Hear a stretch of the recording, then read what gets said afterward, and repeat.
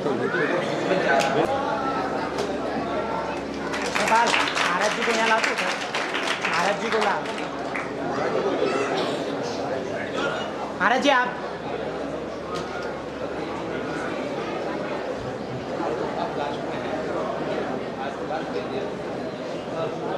महाराज जी हमें 2 मिनट का आशीर्वचन दें। सुरेंद्र भैया, ओ सुरेंद्र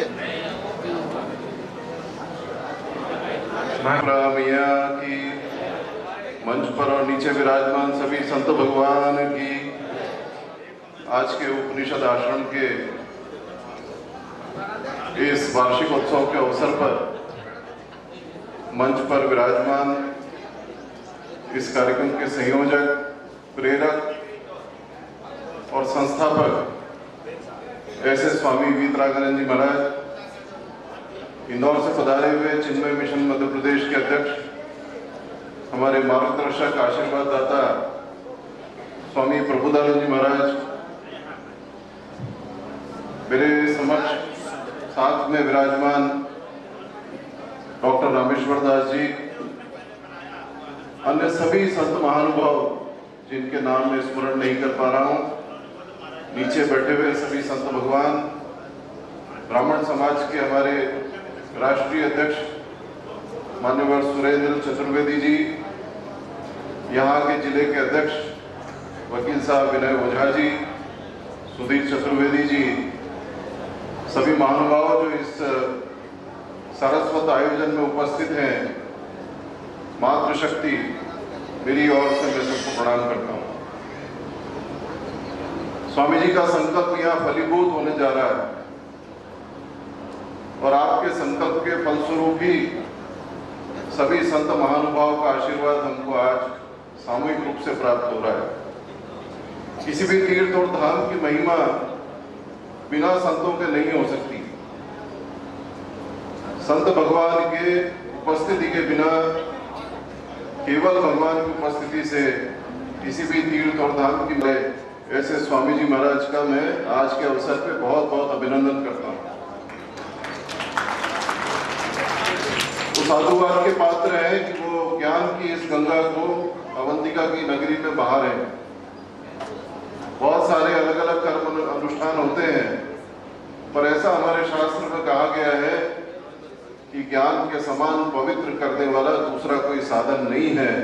वह पवित्रता स्वामी जी महाराज के माध्यम से हमको प्राप्त हो रही है, इसके लिए हम उनके बहुत बहुत आभारी हैं। अवंतिका नगरी एक नए स्वरूप में आप सबके सामने आ रही। आज से 150 वर्ष पूर्व सिंधिया राजघराने ने जब इल्तुतमिश का आक्रमण हुआ 11वीं शताब्दी में, उसके बाद जो विध्वंस हुआ था उसका पुनर्निर्माण का काम सिंधिया राजघराने ने प्रारंभ किया था। और उसके बाद 150-200 वर्ष बाद आज हमारे मुख्यमंत्री और प्रधानमंत्री की प्रेरणा से अवंतिका नगरी का पुनरुद्धार हो रहा है। महाकाल बाबा एक नई महिमा के रूप में यहाँ विराजने जा रहे हैं।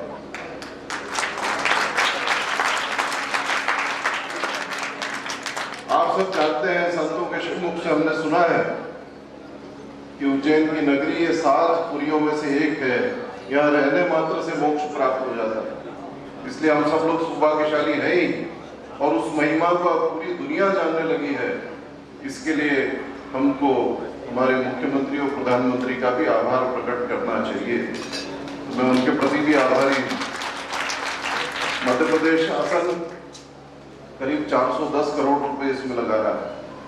750 करोड़ कुल बजट इस सारे उपक्रम का है, जिसमें कि महाकाल मंदिर एक नए परिसर के रूप में हमारे सामने आएगा। आप सबके आशीर्वाद से 12 लाख दीपों को जला करके बाबा की आराधना अभी शिवरात्रि के अवसर पर की गई है। यह आपका आशीर्वाद ही था जिसके कारण से ये सारे कार्यक्रम निर्विघ्न संपन्न हो पाए।